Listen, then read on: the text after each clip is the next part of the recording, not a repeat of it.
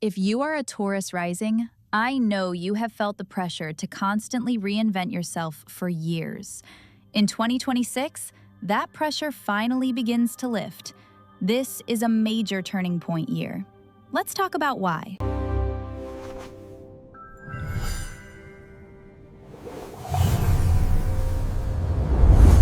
This is the 2026 full year forecast for Taurus Rising.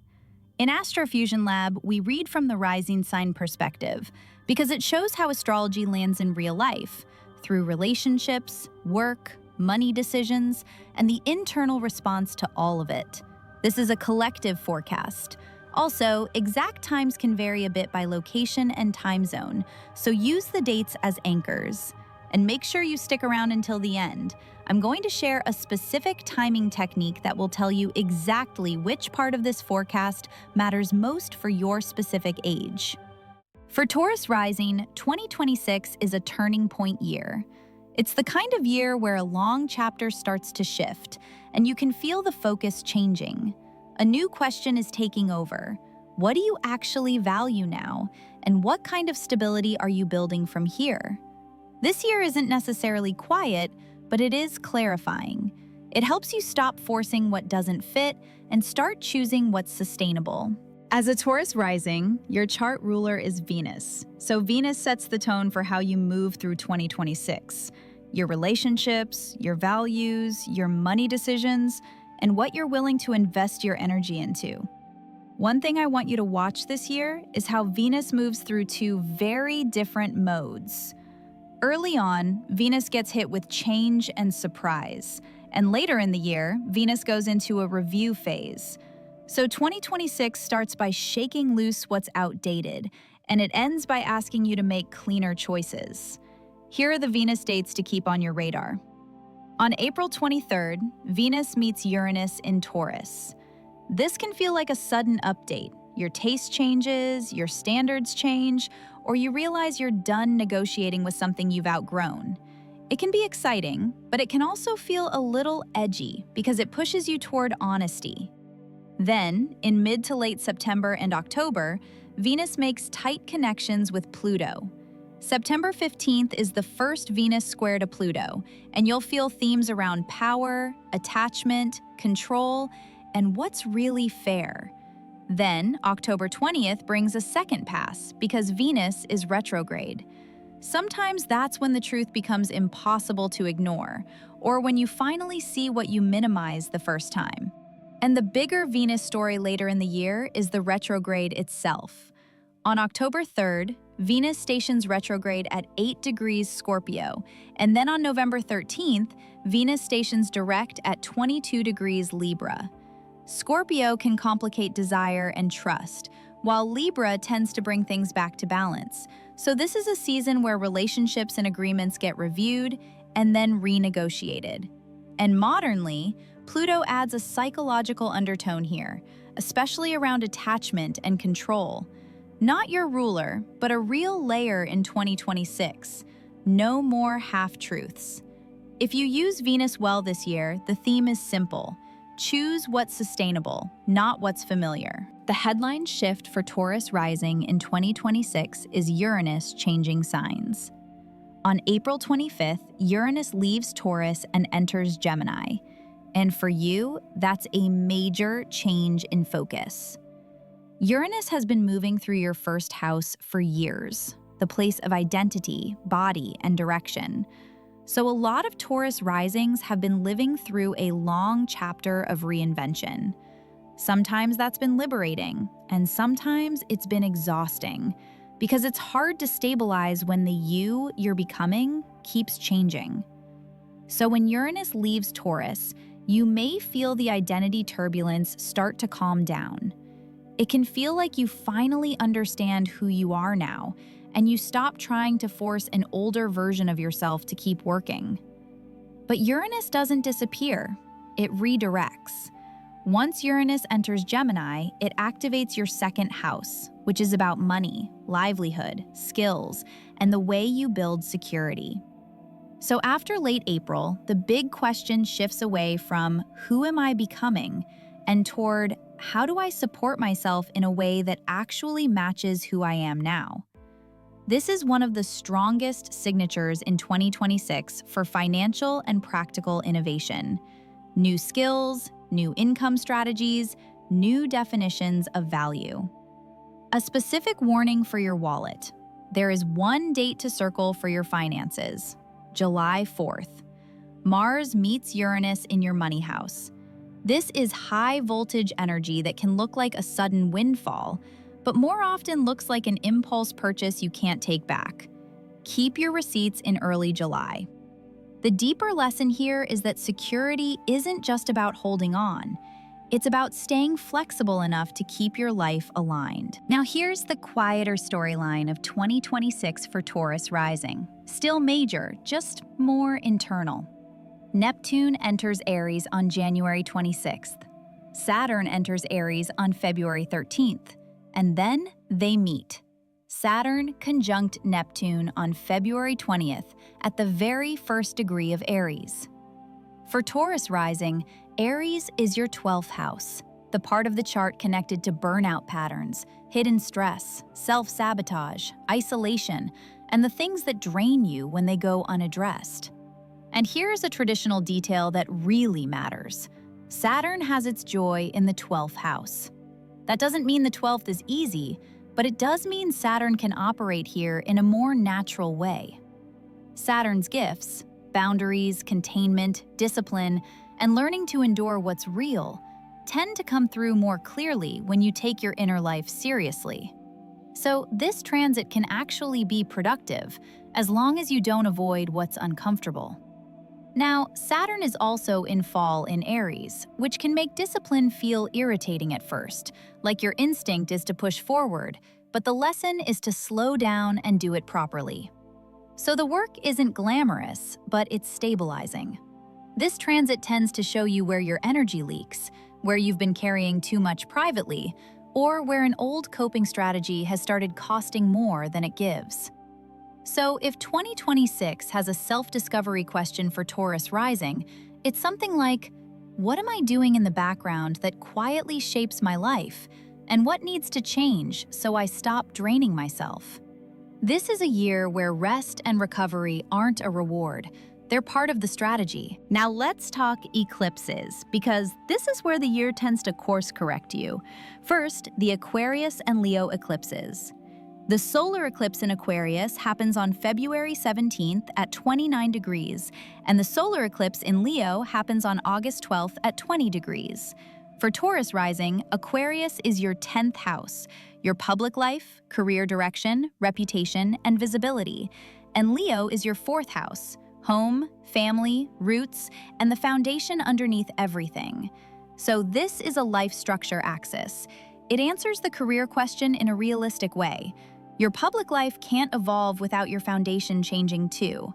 Sometimes that's literal, moves, family responsibilities, home shifts. Sometimes it's internal. Your sense of stability has to change so you can actually hold a bigger role. Second, the Virgo and Pisces eclipses.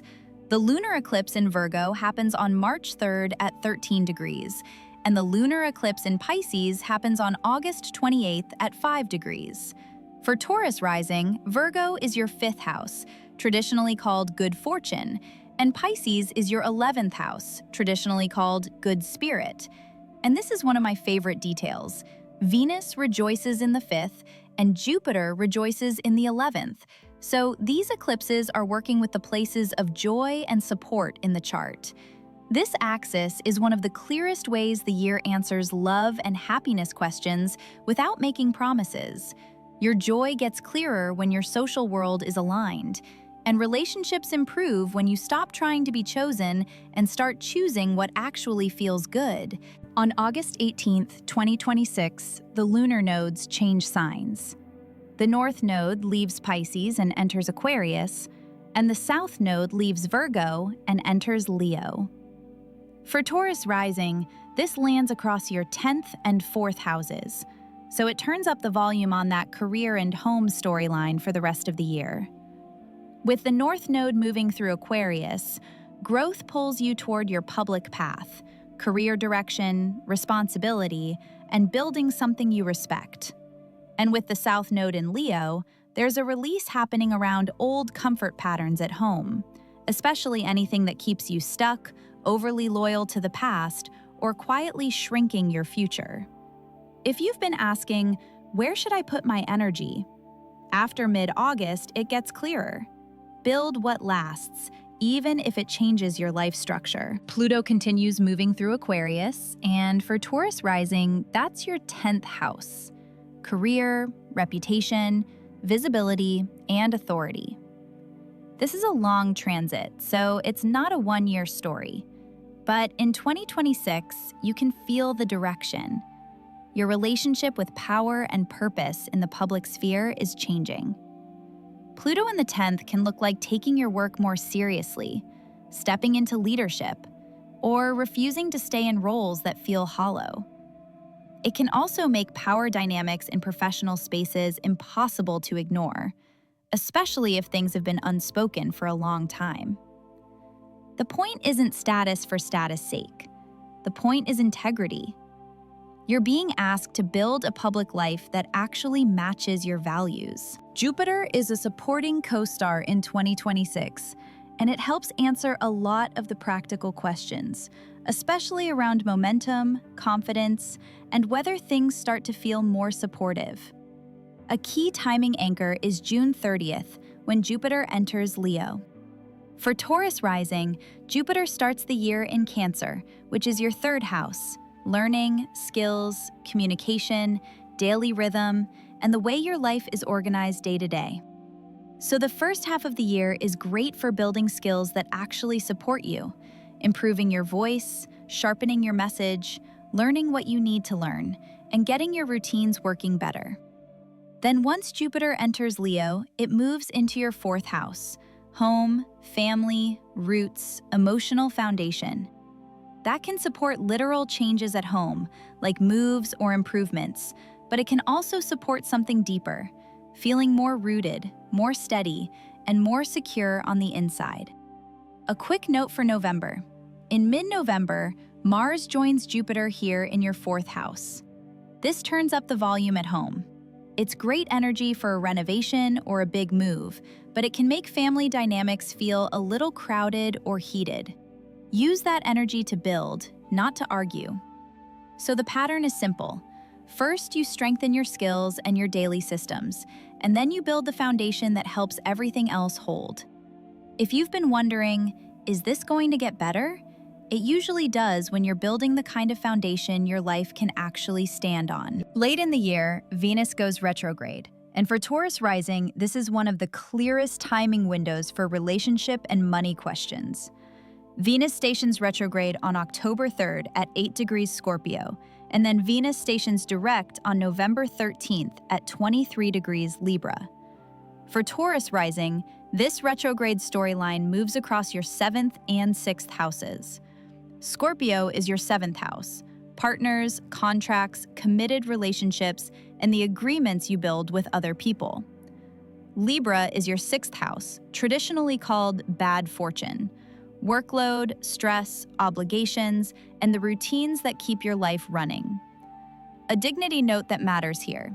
Venus in Scorpio is traditionally in detriment, so the retrograde phase can feel emotionally complicated. Desire intensifies, trust questions get louder, and it's easy to fixate. But when Venus turns direct in Libra, where Venus is in domicile, things usually get clearer and more workable again, especially around fairness, boundaries, and agreements. This isn't automatically a breakup signature. It's more like a review. What's fair? What's mutual? What are we building?